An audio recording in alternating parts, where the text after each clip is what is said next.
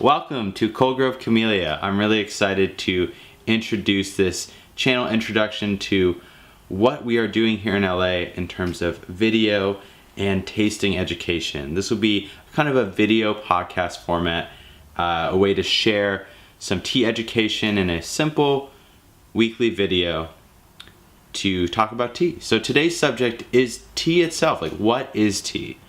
Whether you're an educated, well-versed tea head, you've been drinking tea forever, you know all this stuff, or you're coming to it for the first time, or you've only drank tea bags, or you've only had a limited experience, you have the same tea all the time.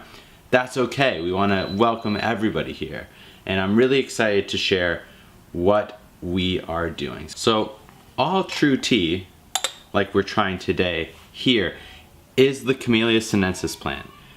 Specifically, two varietals of that plant, Camellia sinensis and Camellia sinensis assamica.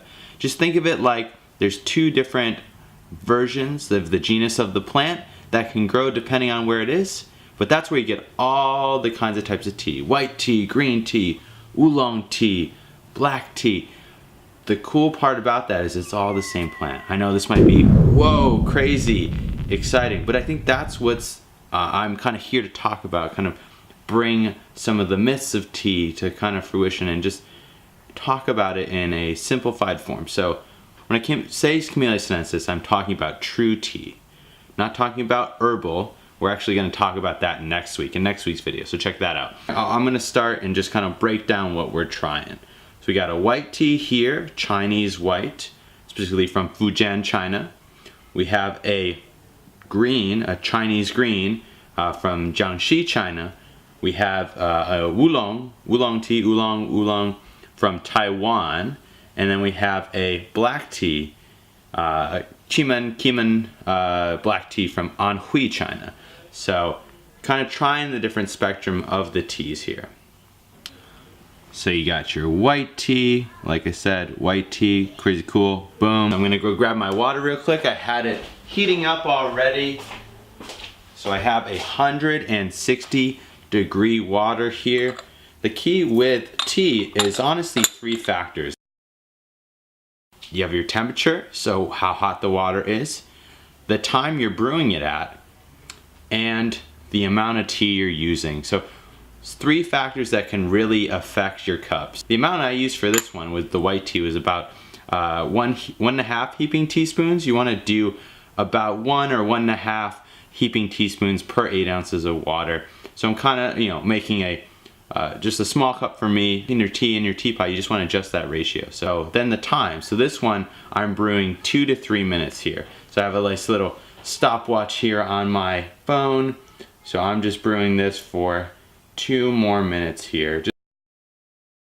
I'm just about done here. So we are going to take it out. I'm gonna pour it out in this nice little, whoa, check that out, boom, shakalaka. I'm just gonna let that kind of pour out here. Nice thing about white tea, it's very light in coloration. Doesn't mean you're brewing anything wrong, it just has this kind of light liqueur to it. White tea here. And talking about tea, whatever vocabulary helps you talk about it is helpful. I find it's more engaging with when you're tasting stuff to think about kind of what those flavors on your tongue remind you of. Be like, this is a real light kind of, maybe a hint of floral, a little light earth, very warm.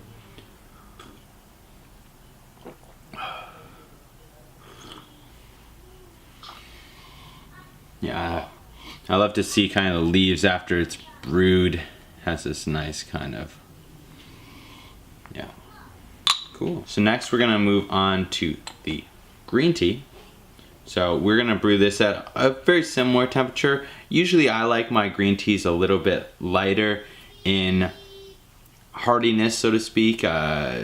This one's a Chinese green from Jiangxi, so a little bit hotter temperature, nothing too crazy. So we're gonna brew this one at 175. So I'm just gonna set my water real quick. As the water for that is heating up, I can kind of use this time to talk about time. So you notice that I brewed my tea and then I poured it out and I didn't actually continue to leave it in. That's like my biggest thing with tea bags. So I want to kind of discuss that in another video, but that's why I love loose leaf tea. You brew it for the correct time and then boom, you take it from one vessel, you pour it out, and you actually able to have it right there.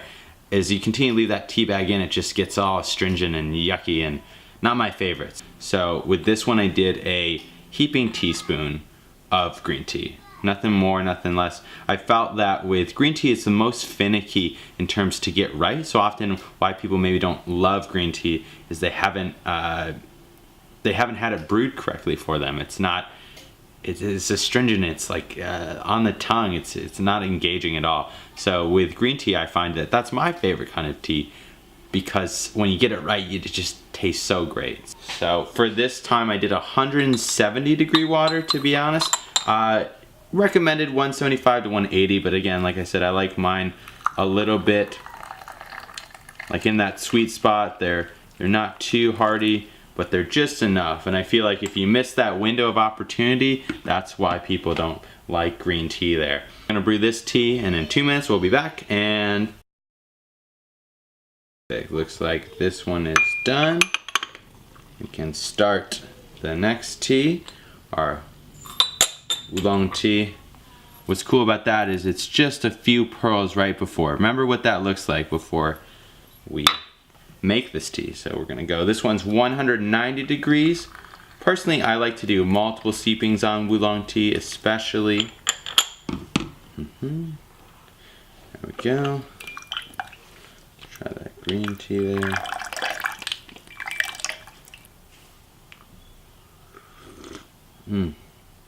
Ooh, earthy, grassy, floral, earthy, but not seaweedy. That's where you get more of the Japanese.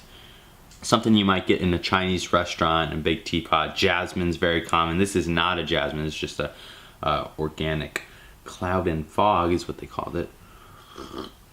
So we got the oolong tea steeping next. Usually I'll actually even pour out the first steeping. We'll pour it out, kind of get a wash of it. You might do that in tea culture.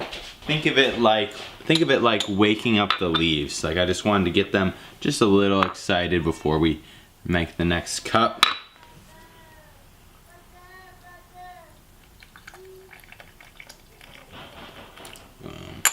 So we're gonna brew that one for 3 to 5 minutes. Again, I kind of already did the one, so I'm gonna brew it for 3 minutes here.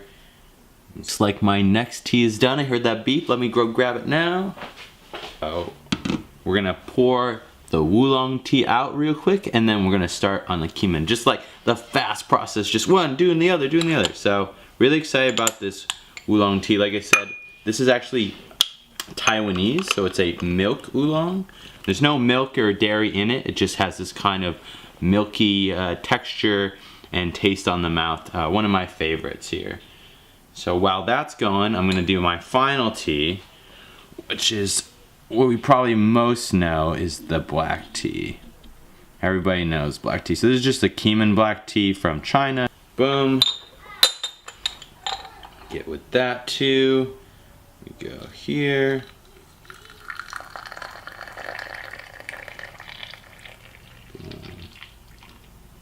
Brewed this one at 200 degree water.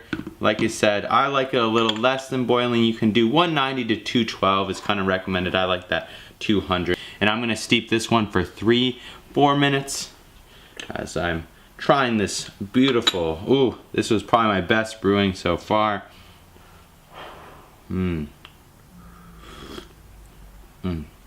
Ooh, crisp, buttery, milky.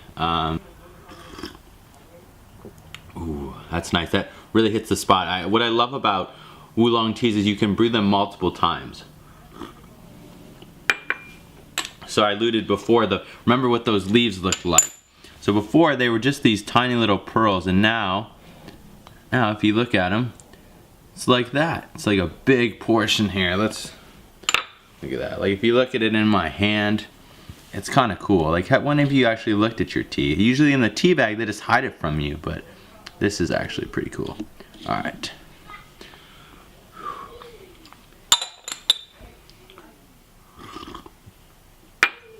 Okay, so we're about 2 minutes away from the black tea being done, so I'll kind of come back here once we have that done. Alright, it looks like our black tea is done here. I'm going to stop my stopwatch here. Pour this guy. I'll shuffle these over so you can actually see this one this time. Boom. Black tea right here in the corner. Boom. There it is.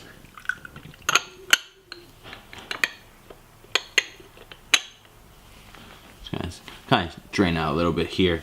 I still love this oolong tea. Definitely my favorite one that I had today. It's a golden liqueur. I feel like as you kind of go down, the level of color changes. The word I'll throw out today is oxidation. I want to use that and talk about that more in another video, kind of specifically what oxidation is about. But think of it like your apple in your kitchen. As it continues to brown, the flavor changes, right? So you have all these factors beforehand, but once you pick the tea, it's that time you stop the oxidation that you get these different families of teas like I was talking about. So boom, black tea, that kind of amber liqueur, nothing too, yeah, that amber liqueur that you probably all used to. Ooh, dark roasty, hearty for sure.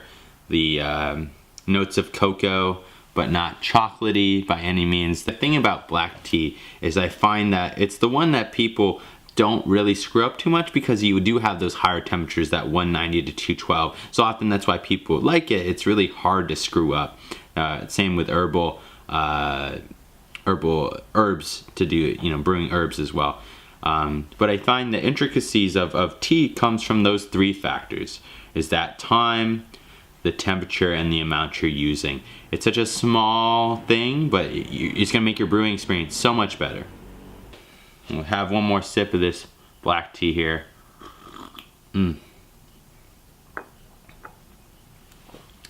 That'll wake you up in the morning. Really engaging there. So without further ado, this is kind of the end of our podcast here today, our video podcast as I'm gonna call it.